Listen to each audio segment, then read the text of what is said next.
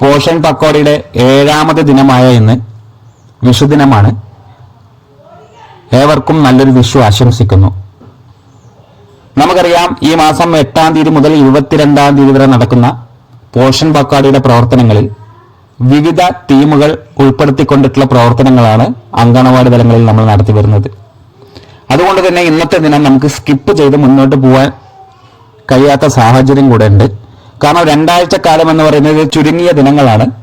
ആ ദിനങ്ങളിൽ ഓരോ ദിവസവും സ്കിപ്പ് ചെയ്ത് കഴിഞ്ഞാൽ നമ്മളുടെ ഉദ്ദേശ ലക്ഷ്യങ്ങൾ പൂർത്തീകരിക്കാൻ കഴിയില്ല. ആയതുകൊണ്ട് തന്നെ ഇന്നത്തെ ദിനത്തിലും പ്രത്യേകിച്ച് വിഷുദിനമായതുകൊണ്ട് നമ്മളുടെ പ്രവർത്തകരെയോ അല്ലാത്ത ഗുണഭോക്താക്കളെയോ ബുദ്ധിമുട്ടിക്കാനോ നമുക്ക് സാധിക്കില്ല.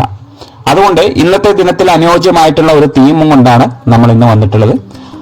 ന്യൂട്രീഷൻ ബഡ്ജറ്റ് മെനു, ഇതാണ് നമ്മൾ ഇന്നത്തെ തീം. അതായത് പോഷൻ പക്കോടയുടെ തീമുകളിൽ പ്രധാനപ്പെട്ട ഒരു കാര്യമായിരുന്നു പോഷകാഹാരവുമായി ബന്ധപ്പെടുത്തിക്കൊണ്ടിട്ടുള്ള പ്രവർത്തനങ്ങൾ. അതുകൊണ്ട് നമുക്ക് ടാർഗറ്റ് ചെയ്ത ഗുണഭോക്താക്കളായിട്ട് ഇന്ന് തിരഞ്ഞെടുക്കേണ്ടത് നമ്മുടെ ഗർഭിണികളെയും മുലയൂട്ടുന്ന അമ്മമാരെയും ഒപ്പം AG കുട്ടികളെയും ഈ പരിപാടിയിലേക്ക് നമുക്ക് പങ്കെടുപ്പിക്കാവുന്നതാണ്.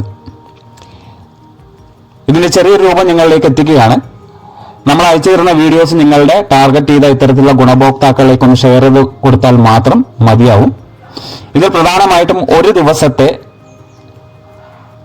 ന്യൂട്രീഷൻ ബഡ്ജറ്റ് മെനു തയ്യാറാക്കുക എന്നുള്ളൊരു കാര്യം നിങ്ങൾ അവരിലോട്ട് എത്തിക്കുക എന്നുള്ളതാണ്. അതായത് ലോക്കലി അവൈലബിൾ ആയിട്ടുള്ള റിസോഴ്സസ് ഉപയോഗപ്പെടുത്തിക്കൊണ്ട് 3 നേരത്തെ ഭക്ഷണത്തിന്റെ മെനു സെറ്റ് ചെയ്ത് നിങ്ങളത് സ്വീകരിക്കുക. പ്രഭാത ഭക്ഷണം, ഉച്ചഭക്ഷണം, വൈകുന്നേരങ്ങളിലെ ഭക്ഷണം, 3 മെനു. ന്യൂട്രീഷൻ ബഡ്ജറ്റ് മെനു എന്ന് പറഞ്ഞാൽ തന്നെ നമുക്കറിയാം, ഏറ്റവും കൂടുതൽ പോഷകാഹാര മൂല്യമുള്ള അല്ലെങ്കിൽ അത് ഏറ്റവും വീട്ടുവളപ്പിൽ നിന്ന് കിട്ടുന്ന ഭക്ഷണ പദാർത്ഥങ്ങൾ ഉപയോഗപ്പെടുത്തിക്കൊണ്ട് നമ്മൾ ഈ 3 നേരത്തെ ഭക്ഷണങ്ങൾ ഉണ്ടാക്കുക എന്നുള്ളൊരു ലക്ഷ്യമാണ്.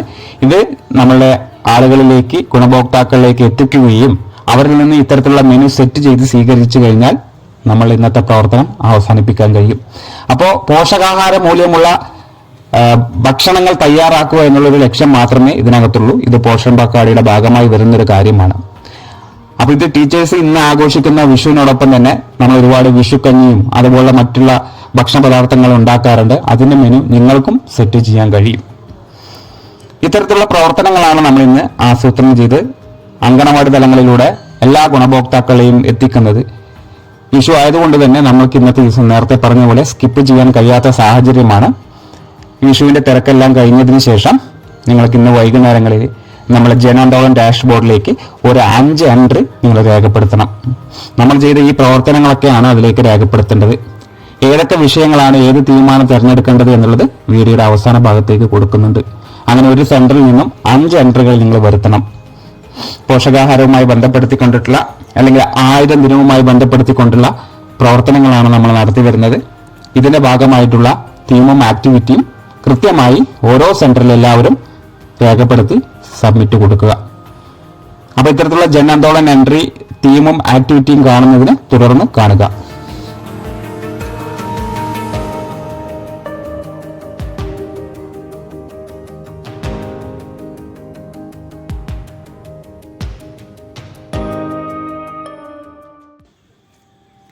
ജനാന്തോളൻ ഡാഷ്ബോർഡിലേക്ക് എൻ്റർ ചെയ്യുന്നതിന് ഒരു ലിങ്ക് ഉണ്ട്.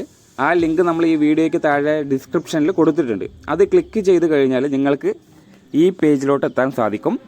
ഇവിടെ നിന്ന് നിങ്ങൾക്ക് അനുവദിച്ച് തന്ന യൂസർ നെയിം, പാസ്വേഡ് ഒന്ന് കൊടുത്ത് ഓപ്പൺ ചെയ്യുക, ലോഗിൻ കൊടുക്കുക. അതിനുശേഷം ഇതുപോലെ ആക്ടിവിറ്റി പാർട്ടിസിപ്പേഷൻ ഫോമിലോട്ട് എത്താൻ കഴിയും. ഈ ഭാഗത്ത് നിന്നാണ് നമ്മൾ ഇന്ന് നടത്തിയ പ്രവർത്തനങ്ങളെല്ലാം രേഖപ്പെടുത്തേണ്ടത്. ഓർക്കുക, ഒരു സെൻറ്ററിൽ ഒരു ദിവസം 5 എൻട്രി വരെ നമുക്ക് രേഖപ്പെടുത്താൻ കഴിയും. അതുകൊണ്ട് തന്നെ നമ്മൾ 5 ആക്ടിവിറ്റികൾ ഇന്ന് നമ്മൾ രേഖപ്പെടുത്താൻ പോവുകയാണ്. അതെല്ലാം തന്നെ നമ്മൾ ഇന്ന് നടത്തിയ പരിപാടിയെ ബന്ധപ്പെടുത്തിക്കൊണ്ടാണ്.